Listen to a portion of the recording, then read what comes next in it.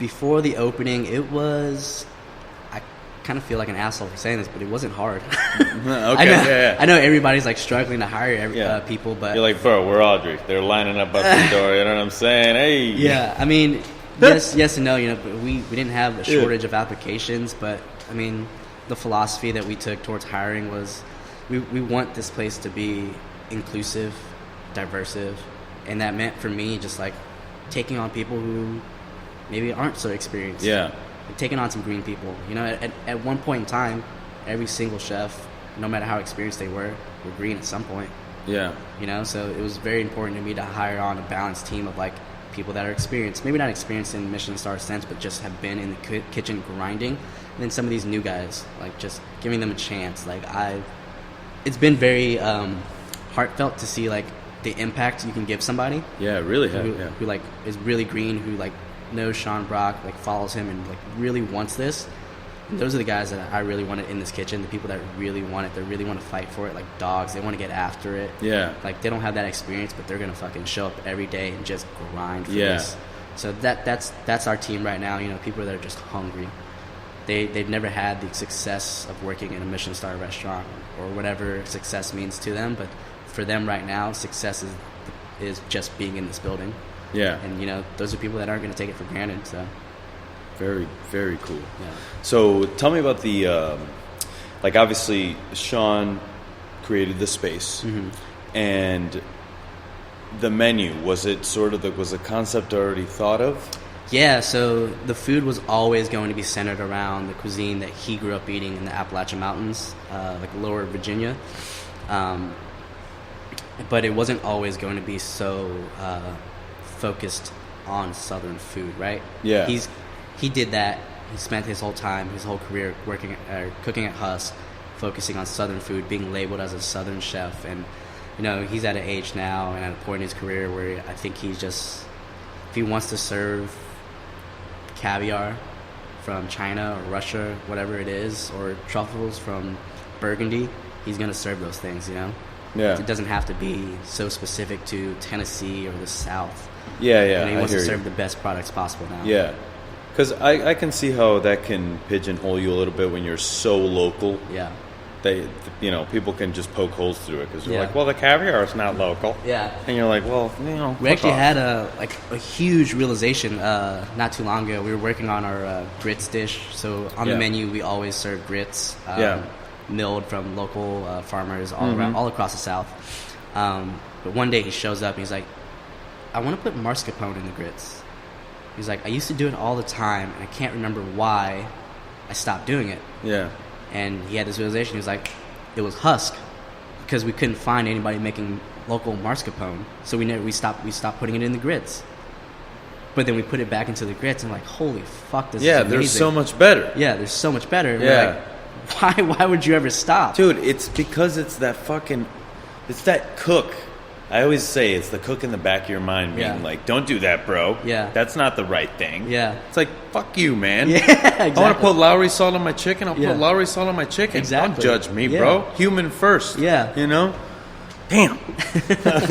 just want to cook. I want to cook the best damn food possible. Yeah. I don't want to be limited to anything. Yeah. Or buy anything. That's very, very strong point. It's hardly discussed. Yeah. So that's the food that we we cook now, and it's the best food that he and I have ever cooked, in my opinion. Yeah. Because we're just so free-spirited. We do what we want to do, and there's no limit. Now you took me through the lab. Mm-hmm. Let's talk about the lab a little bit, because you got some cool toys in there. Was the lab always part of this? Yeah. Okay. And what was his ultimate goal with the lab? Just to experiment with all flavors? Yeah, so the goal of the lab, and right now it's being head up by Elliot Silber, who's our R&D manager. But the goal of the lab was to always push the boundaries of what flavors can be. Understood. So we've always had this philosophy when cooking that like every ingredient or product has a peak moment in its life. And once you hit that peak, it just starts deteriorating, right? So the goal of the lab was to always capture that peak moment. Yeah. So we have cool things like rotovaps and microwave extractors where we can take a product and literally capture the exact time and moment where it's at its peak to be the best that it can be, and just hold it right there so that we can serve it to our guests every single night. Exactly perfect. Whoa. Yeah. Holy shit. So I'm guessing you're building a plethora of recipes. Yeah, definitely. And are you working on any recipes that have been done before the inception of this restaurant, like at other restaurants that he maybe wants to perfect? Or is it all new? Or is it all stemming from those recipes from Audrey herself? No. We try to not look into the past too much. Heard. So we have a theory when creating dishes. It's called PIE. So it's products, ingredients, execution. So we always start with the best product possible.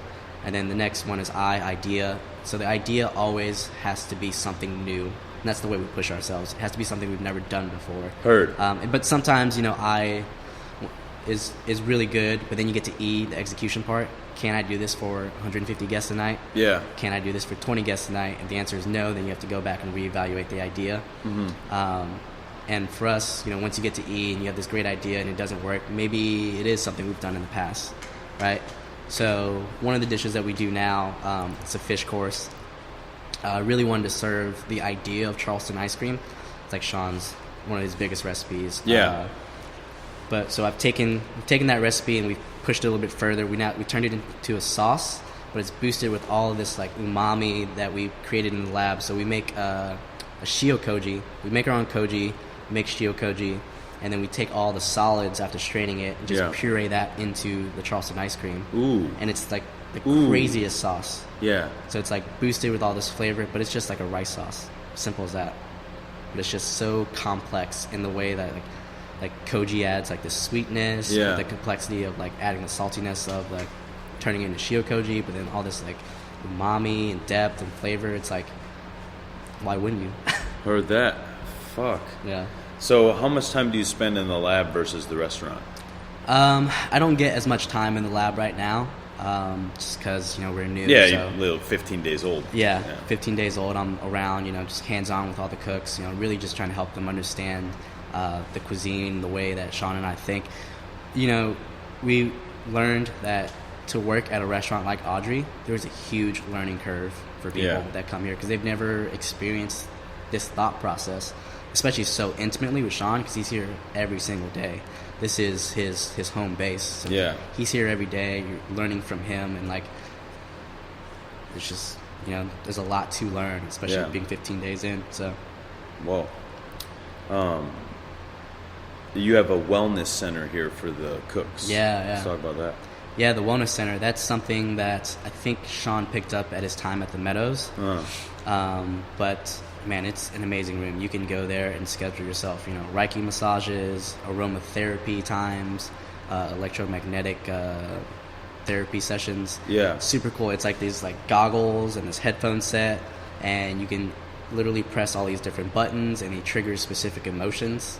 So you can regulate your central cortex and just really like get yourself balanced again. Yeah. By just sitting in a room. Have you tried it? Oh yeah. Okay. Oh yeah. Gotcha. I spend at least 30 minutes in there a day. Okay. Right before service. It's kind of like my decompress, reassess, and like just get myself ready for service. I mean, it's awesome. There's like shag carpets on the floor, so you take your shoes off and you just literally go stand on the floor and or on the carpet, and you feel like a new person. Yeah. Yeah. That's so dope. Yeah. What's the size of your staff? Front of the house, back of the house? Right now we're sitting at about 36, 38 people. Gotcha. About 15 people in each team. Okay. But we're, as we increase covers, we're going to start adding more to the team. Heard that. And what are the stations sort of here? You have a downstairs and an upstairs kitchen. Yeah, so right now we're only operating in downstairs. So we have 5 stations. Basically one person who works like just the hearth, or grilling, or cooking vegetables, cooking proteins on the hearth. It's kind of like the center of each plate. Yeah. Every component on a plate right here, or downstairs will have some component that's been cooked in the hearth. On the hearth, yeah. And then we have a station that's literally called just the groaning board. So every guest that walks in will receive an idea of a groaning board, which is an old Appalachia like serving vessel. Yeah. And for us, it's just our canapé board, but we call it a groaning board. So there's 4 dishes that station's responsible for every single guest. And then we have a station that just does salads. And then we have an entremet and pastry station as well. Okay, very cool. And you're looking for some people? Yeah, we are. We are so hiring. if anybody's looking to move to Nashville, looking to stage for a job, among fierce men and women, do it up. Come down here. Very cool, man. So, when do you think, or do you ever think that Sean will step back at some point and let you sort of have you run a service by yourself at this point? Okay, gotcha. So it's been okay. Yeah. So he's not like. No, he's. I think we've spent the past year working very intimately with each other. With all the things we were doing prior to opening this restaurant, so he understands, or I wouldn't say he understands, but I would say he has a little bit of trust in me right now. Yeah. And knows that I will, hold up the standard. Very cool. Yeah. All right. All right. Very cool. So. And it's early for me to be asking you this, but how do you feel about this restaurant? Like, is this where you're going to be for quite a long while? Is there something on the horizon that you've always wanted to do with your, Yeah, I think for the immediate future, Emily and I were here for kind of the long haul. Yeah. We've always had dreams and aspirations of moving to Montreal. It's close to her family. I mean, first time I visited Montreal, I just fell in love with the city. Mm-hmm. So I think that's long-term plan for us. But for now, at least for the next 5 years, we'll be here in Nashville. Grinding, man, making a name for your fucking self. I mean, you already got a name for yourself. And how does that feel? Like you were a CDC at one of the best restaurants in the country, or what's going to be one of the best restaurants in the country. Mm-hmm. Like. Looking back, you were like, your parents didn't want you to be a chef. What do they feel now? They are so ecstatic. Yeah. They're so happy that it all worked out. Right? Yeah. For them, this is success. All right, he's doing it. He's at the top of his game. And for me, it's just, I don't know, it's just another day. Yeah. I try not to think too hard on what that is. Yeah. Right now, for me, success is just showing up every day, and there's a team that wants to be here and they grind every day. Last Saturday was our busiest service that we've ever done here, and we were down 6 people. I was working a station. Yeah. And I look up and the whole dining room is just full. People are having a good time. Yeah. People are laughing, having fun, eating food, and that was the highlight. This whole experience. This is everything we've been working for the past year and a half. What I signed on for 2 years ago was to be in this restaurant with a dining room full of people, and it finally happened. Hell yeah, man! So happy for you, and congratulations. Thank you. From literally everyone that I've talked to. Yeah. And things happen by chance, and I saw you at that Bahn meat spot, and now we're here sitting down and. Struggled through the intro, almost but didn't that's make it okay. There. Huh? Almost didn't make it there. I know, right? Yeah. It's just crazy how things work out. I mean, I ran out of weed, and then I met a guy who sells weed at the bar. That's how it works. So it's like, thank you. That's Nashville. I was not expecting that. You know what I mean? And shout out to the Mais truck. Mm-hmm. And what is your favorite restaurant in town? Locust, hands down. Easy as that. I keep saying it. Every chef. Hands down. Okay. It's as easy as that. There's no restaurant in Nashville, in probably the country, that is like a chef's restaurant like that. Yeah. It's chef driven. It's literally it's chef driven for chefs. Yeah. Well, when I was there was the chef of Rolf and Daughters was Yeah. there, and I was there with Trevor Perkins. Mm-hmm. So it's like, all these people. Did you work with Trevor?